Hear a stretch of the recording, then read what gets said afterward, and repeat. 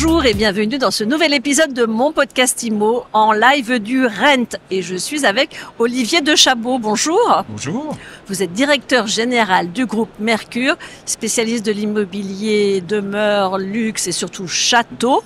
Vous êtes un acteur majeur du secteur. Comment il se porte ce marché ? Il se porte très bien.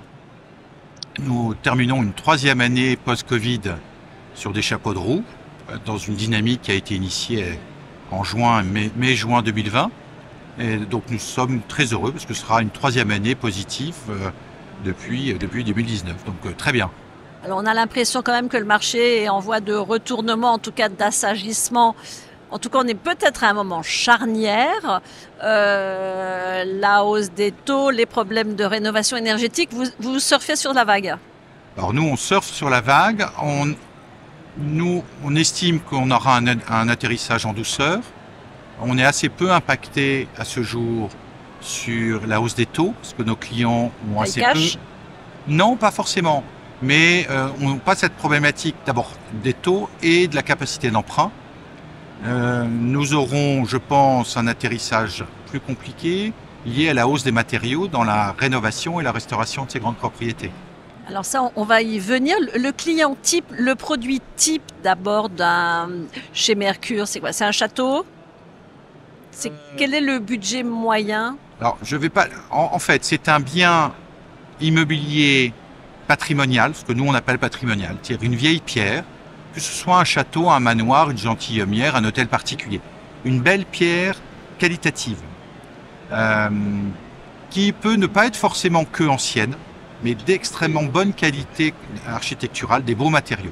Donc, il ne faut jamais oublier que Chambord a été une révolution par rapport à Amboise, si vous voulez le parallèle, et que quelques maisons d'architectes contemporains avec des matériaux de qualité seront des biens classés, j'en suis convaincu, dans les 15 ans ou 20 ans.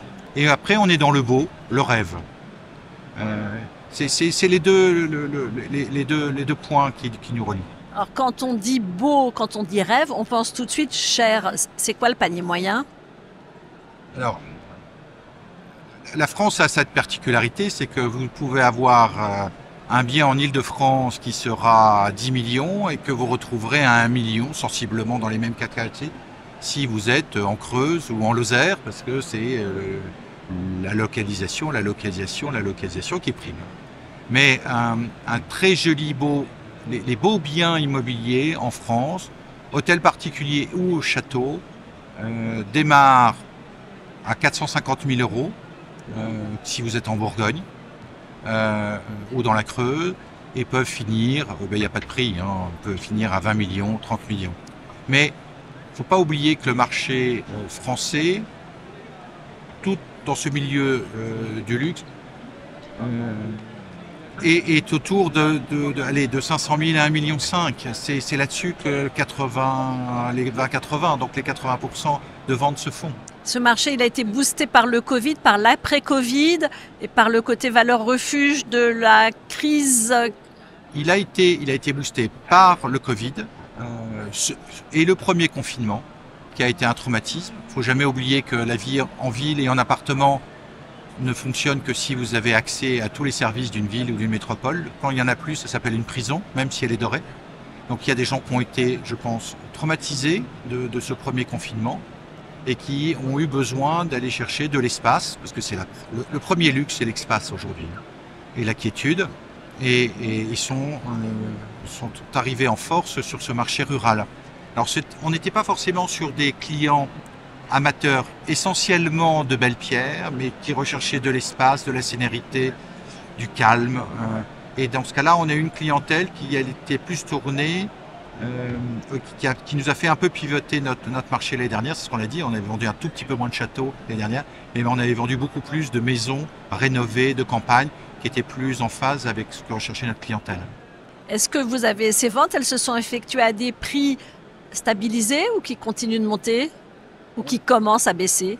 Alors, il faut se souvenir que le marché rural est un marché qui avait pris de plein face la crise de 2008 et de 2013. Donc c'était un marché qui avait quasiment perdu 30% sur ces 10 dernières années. Donc ce marché revient à ces niveaux. Donc on a regagné nos 15-20%. mais on n'a toujours pas regagné les grandes heures des années 2000 et 2005. Et vous pensez que c'est possible d'y revenir? Difficile parce que le marché, vous êtes toujours par rapport à quelque chose. Donc si le marché urbain continue à exploser, si le marché de montagne, le marché bord de mer explose, il y a forcément un effet d'accompagnement, donc il risque de rattraper les prix de 2000, mettons 2005-2007, mais il sera toujours avec un décalage, je pense, sur des biens très urbains ou des biens bord de mer, parce qu'ils n'ont pas les mêmes usages. Alors on a vu que la clientèle cible n'est pas impactée par la hausse des taux, contrairement aux biens classiques urbains. En revanche, la crise énergétique, quand on achète un château, le budget énergie il flambe. Comment ça se manifeste? Est-ce que ça veut dire qu'on vend moins bien parce que les acquéreurs anticipent cette baisse de leur pouvoir d'achat? Non, alors conjoncturellement, là, quand on voit le prix des énergies, effectivement, ça fait réfléchir. Mais j'ai l'habitude de dire que avoir froid dans un château, c'est pas une fatalité.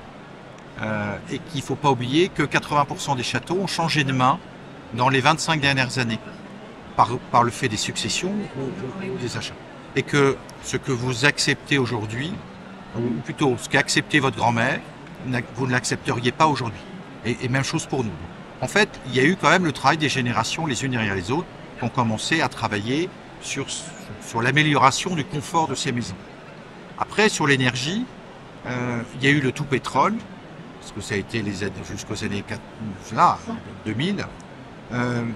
Vous avez aujourd'hui une innovation technologique à travers cette géothermie, à travers ces panneaux solaires, à travers le bois énergie. Et pour nous, ces propriétés, il ne faut jamais oublier que ces propriétés sont entourées d'une surface foncière qui permet de générer en partie